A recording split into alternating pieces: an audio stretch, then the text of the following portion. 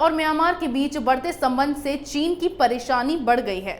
हाल में सेना प्रमुख और विदेश सचिव के म्यांमार दौरे से चीन बौखला गया है, लेकिन अब भारत ने म्यांमार को सबमरीन देने का फैसला किया है। पीएम मोदी की इस पहल से चीन को बड़ा झटका लगा है। क्या है पूरा मामला, देखिए इस रिपोर्ट में। चीन की चालबाजी का जवाब देने के लिए पीएम मोदी पड़ोसी देशों के साथ संबंध मजबूत कर रहे हैं। बांग्लादेश और श्रीलंका में चीन को झटका देने के बाद अब म्यांमार को भी ड्रैगन से दूर करने की कोशिश चल रही है।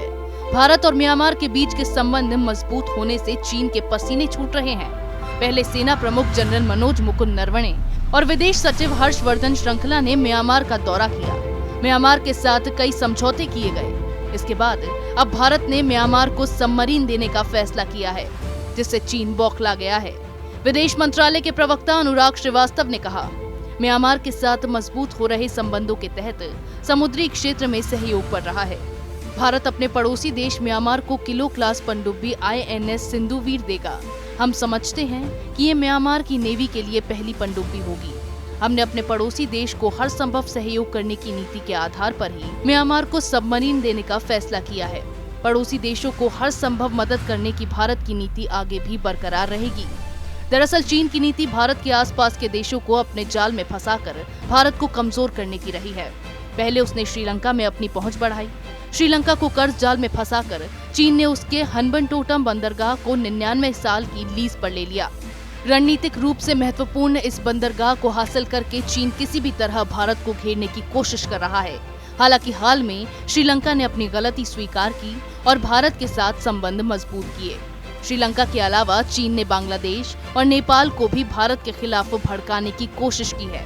नेपाल के पीएम KP शर्मा ओली तो कुछ समय के लिए भटक भी गए और भारत से संबंध खराब कर लिए, लेकिन बाद में उन्हें चीन की चालबाजी का पता चल गया और अब भारत के साथ संबंध सुधारने में लग गए हैं। म्यांमार के साथ भी चीन ने कुछ ऐसा ही किया।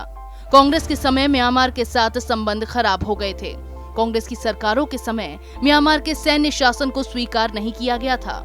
हालांकि अब स्थितियां बदल गई हैं और म्यांमार में लोकतांत्रिक सरकार बन गई। इसके कारण दोनों देशों के बीच संबंध भी मजबूत हुए हैं।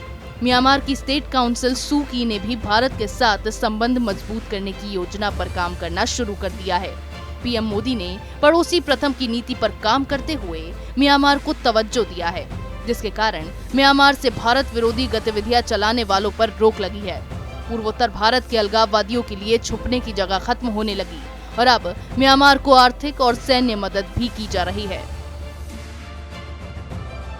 अब चीन को लगने लगा है कि नेपाल और श्रीलंका की तरह म्यांमार भी उससे दूर जा रहा है।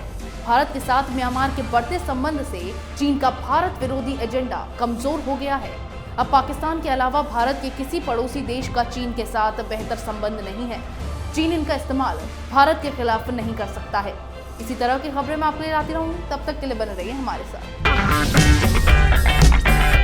अगर आपको हमारा वीडियो पसंद आया हो तो इसे लाइक करें, हमारे चैनल को सब्सक्राइब करें और हाँ, बेल आइकन दबाना ना भूलें ताकि आप तक हमारे वीडियो की नोटिफिकेशन पहुंचती रहे।